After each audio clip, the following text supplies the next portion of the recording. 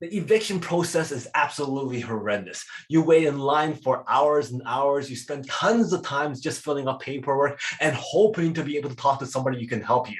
And after all that, driving back and forth, posting notices and warnings and getting papers signed and all kind of stuff, you still might not get your way. And that's exactly what happened to us. After days and hours of waiting and doing paperwork and getting proof and all kinds of stuff, we eventually got to court. And what was absolutely frustrating was that even though if we won our case, our judge basically told us we can't get possession yet, and not until 2 or 3 weeks later. At that point, we were very, very upset. We really wanted to get possession right away. So we stood up and said, the person in the news was in fact, we took a step forward, put our fingers up and guys, in fact, our tenant. Well, the entire room was actually laughing at the story because it was kind of interesting the fact that the person in the news was our tenant that was actually not there anymore. The judge was, well, in that case, you get your possession right away. And therefore, we finally got possession of our property. Well, that is storytelling when it comes to leveling and sharpening. Welcome to another episode of Unlocking the Mind Behind Make More Work Less. My name is Fong. I'm an entrepreneur, business strategist, real estate investor, speaker, and also a best-selling author. And every single day, I help my clients unlock the potentials and guide them to succeed. Today on Unlocking Mind, we talk about another cognitive bias, and the reason why I have this show is so that we can better understand how our minds work, make better decisions, build strong relationships, and of course, avoid certain cognitive traps. So for today's cognitive bias, we're going to be talking about leveling and sharpening. So what exactly is that? That is when we do storytelling. That is when we are retelling a story over and over again. And we are very, very specific on some details and not specific on some details. Going back to the story I talked about, I did not spend too much time about the waiting process. I did not spend a lot of time talking about the paperwork because that really isn't very necessary in the story. It's just kind of boring at times because it's just transactional stuff. There's no twist to it. But when it came to the very end where the judge gave us the possession date, that is something that was a little bit more of a twist, a little bit more of an excitement.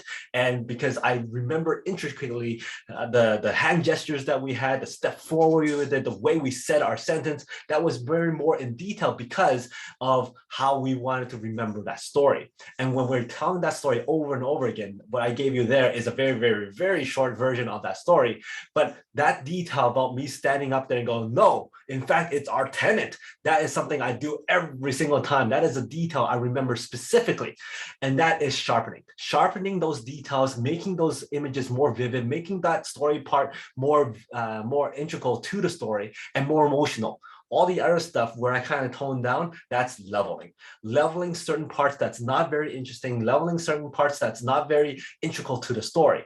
That is leveling and sharpening. And when we keep on redoing that over and over again, when we retell that story over and over again, we're able to perfect that ability and remember more of those details and leveling some of the other details that's not very important so that we can get to the punchline faster and more effectively and even more humorous or more entertaining as we're getting there. Now, the thing is, with regards to leveling, sometimes when we're leveling down some of the details, making it more hazy, not as vivid, it actually gives a sense of mystery.